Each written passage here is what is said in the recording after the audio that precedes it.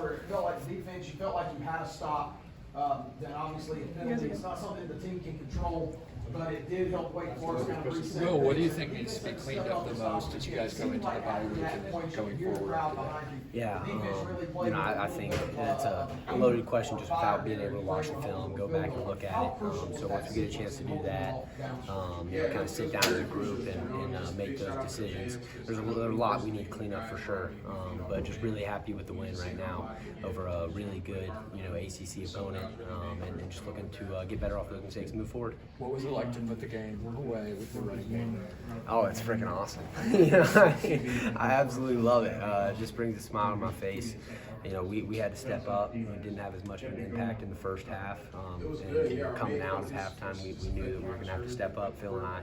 And that's exactly what we did. I think it was around 170 yards in the second half. And that's what we do, and that's what we expect to do. So to be able to put it away and help out our defense a little bit was a great feeling. What was it you couldn't really get the rhythm of this offense going? Could you put your finger on why that was? All day long, really? Yeah, I think it's just singular mistakes on drives that are just momentum killers, whether it's a penalty, whether it's a turnover, just something along those lines that set you back. Negative plays or plays where you don't gain anything makes it a lot harder to call, a third and long and a third and short. So just not making those little mistakes and being able to step up and make it a lot easier on Cade and Coach Riley to execute that. What changed with the running game in the second half? Why do you think you were able to actually start to find something? I think just the volume of it, to be honest. Kind of like one of the previous questions. We just didn't have much rhythm, a lot less in the first half than in the second half. And once we found that rhythm, we were able to get more into the run game. Offensive line really stepped up and was making huge blocks, covering them up. Phil and I were seeing the field really well, and making the secondary miss and getting into that third level. So we were pumped to be able to get it rolling. But huge shout out to those big boys up front for clearing the holes. What is it like though? At Syracuse, there wasn't a lot of opportunity there, and then early in that first half, you had like 4 carries for 11 yards. What was it like going into halftime? I think I just want to see this team be victorious at the end of the day. So, kind of going back out after halftime, knew that I needed to step up. Phil and I both of us knew that we needed to step up and help this offense out, make it a little bit easier on the defense. So I think it was just motivation coming out of halftime to do our part and step up.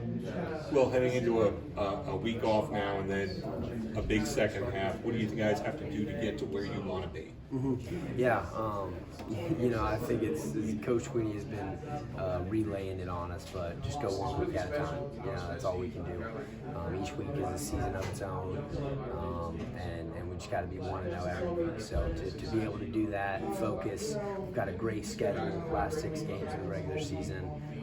So just to compete against every opponent and do what we need to do, make the routine plays, and when we do that, everything seems to go pretty well. Speaking of Coach Swinney, did you kind of celebrate his record-tying career win in the locker room afterwards? 100%. Yeah, we celebrate wins, but when it's something like that, it makes it a little bit sweeter. Just so many great things I can say about Coach Swinney, but he's a huge part of the reason why I'm where I'm at today. Well, is there some frustration that things just aren't smoother yet, any easier yet through the offense? No, not for me. I think that as an offense, we're just trying to continue to get better. We know there's going to be hiccups and things going, not our way, but I felt really smooth, kind of up to this point. We're never going to be, something that, we always get people's best is what I'm trying to say, right? So you get a week like last week against Syracuse where they're trying to stop the run game, and, Tyler Brown has a huge one. Cade does a really good job scrambling on third down. Then you get to this week. Defenses are always trying to do something else against us. So just being able to decipher that early on, make adjustments, and go off of that. Obviously, you want to be smoother. You want to help out the defense a ton more than we did today. But, hey, anytime you get a victory, you got a smile on your face, and you just got to look at those opportunities as a way to get better. Saw a moment between you and Cade there on that on the false start that was called. you've talked about your passion, your energy that can come out on the field. Well, what transpired there, and what's it like to kind of be able to put that stuff behind you guys on the fly? Yeah, it's really easy for Cade and I just because of the great relationship that we have, and I think kind of how it's viewed is kind of not where it goes. On the next play, we've already forgotten about it. But no, that was 100% on me. Just got the wrong call. Just a communication error between Cade and I. But at the end of the day, I got to know my stuff a little bit better and be able to pick up. Yeah, it was totally on me. So just got to move on to the next play like we did. Well, on the fumble early, the exchange between you and Cade, I guess what went wrong there? Yeah, it's entirely on me too. Just got to give him room to pull the football. And when I get down there and it becomes a little bit longer of a mesh, I tend to just want the ball and go, especially when I'm feeling pressure from that defense end that was crashing. They were bringing a sassy blitz from the field. Right? So two guys, defense end crashes. It's a little bit quicker. Still a really tough read on Cade because you got outside force, right? So he doesn't want to pull the ball. That's why the mesh was a little longer. At that point, it's just kind of one or the other, hand the ball or take it, but I didn't really give him that opportunity. So, yeah, that was entirely on me, too. Just got to do a better job from my point of view. Well, you mentioned second half, you and Phil just seemed to find a flow, find the gaps, find the openings as the game went on. You guys made some crucial plays that kind of kept everything in our favor. What do you think of how the game went along from just first to fourth on a pretty crazy day? Yeah, I freaking love it, especially there in that second half. Phil and I kind of conversed at halftime and knew what we had to do, knew that we had to step up. So to go out there and really just fulfill our mission, being able to get in the end zone from my part, and then Phil at the end of the game just burying them, putting them 6 feet under. That's just what we preach as a running back room, and to go out there and do it to lead this football team to victory, it's a great feeling. What was the message from Coach Spiller at the half? I mean, like I said, kind of came out a little slack, but then just picked things up. What was the message from Coach Spiller as the game went on? Yeah, it's just to continue to be positive and that the volume's going to increase. So make the plays, right? We kind of knew going into the second half that we were going to get a little more of an opportunity, and that we had to make the most of it. So that was really his message to us. But Coach Spiller does such a great job of knowing how to motivate us and what positions to put us in, and that's why we were ultimately so successful in the second half. So huge shout out to him. You talked about you guys needing to clean some stuff up heading into the bye week. What are some things you specifically are still looking to clean up? Yeah, me specifically. I think protecting myself a little bit more, obviously, right? Had two funny jumps today, so just going back, looking at that, seeing how I can do a better job of protecting myself as a running back, and then just I think for me as a leader, just continue to grow, continue to just delegate the responsibilities, keep the energy up on the sideline, and just put people in positions to succeed. That's something that I can continue to get better at, and then my on the field play is just continuing to be patient out there. And I think you saw it the first drive out of the second half, but we had a lot of gap schemes, and I showed great patience, and they were great plays. O-line added them up, got into the second and third level, and was able to make a couple people miss, and we got some momentum rolling. So I'd say those are three facets. Just can go back and just continue to improve my game on. Will, what do you think about the way the defense played today and how they kept you guys in it? I absolutely love them to death. I was in the locker room hugging all of them, including Coach West and all the defensive coaches. I mean, they did a hell of a job, for us to turn the ball over and give it to Wake Forest on the 9-yard line, and for them to only get a field goal out of it. And really just the whole first half with how we were playing the fields. We were always backed up, given to them with really good field position. They played unbelievable, tremendous. That D-line, secondary, when you talk about the cornerbacks that had to come in and step up today with Jaden Lucas and Toriana Pride, I mean, it's freaking unbelievable, and they deserve all the glory for what they were able able to do today. Well, I think you had 86 rushing yards in the second half. Seemed like you were running with a lot of purpose after halftime. Why were you able to have such a great second half?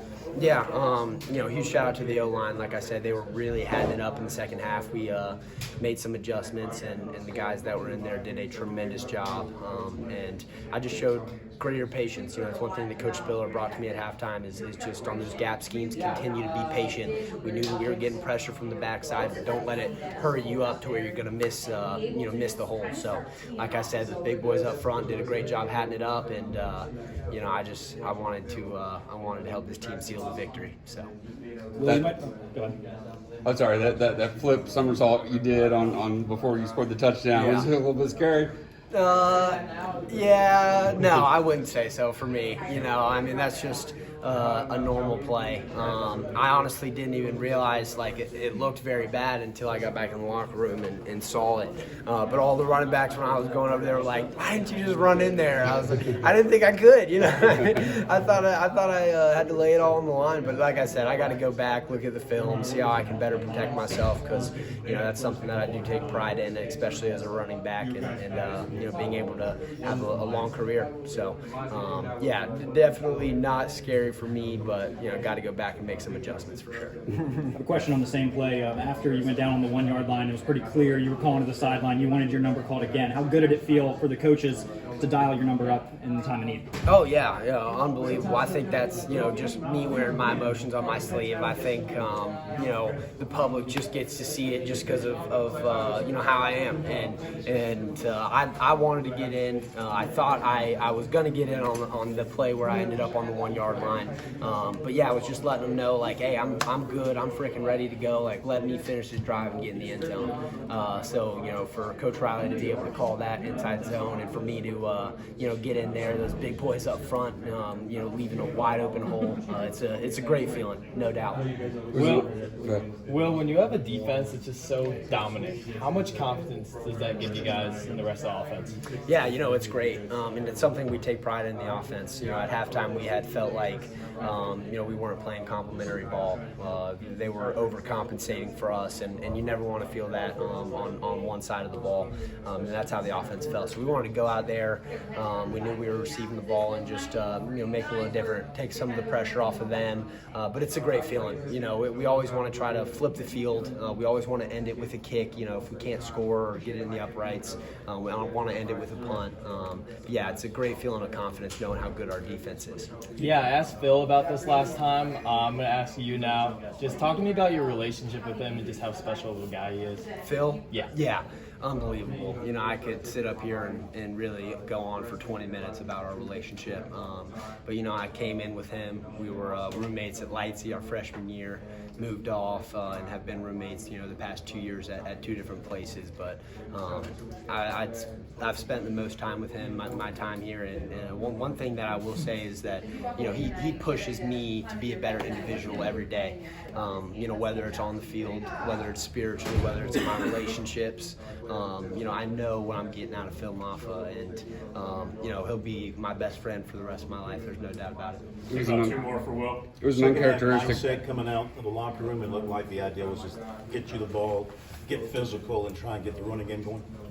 Yeah, I think coming out, we definitely wanted to increase the volume of the running game. We knew that the opportunities were going to be there. Those big boys up front were going to hat them up, and Phil and I just had to do our jobs. That's what it came down to.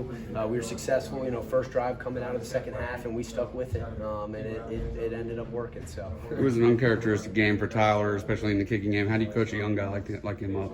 Yeah, I'm not worried about it. I don't think anyone is in the locker room just because of how he carries himself too. He knows that he's got to grow. He's had an incredible season up to this point, done some great things. Everybody has mistakes. I can think back to my freshman year, specifically the pick game where it's like, you just got to find a way to rebound. You're going to make bad plays. It's inevitable for any player, especially a freshman in there. But I've got no worries at all that he's going to bounce back and continue to have the season that he was having. All right, thank you, Will. Thanks, Will. Thank you, guys. Thank you.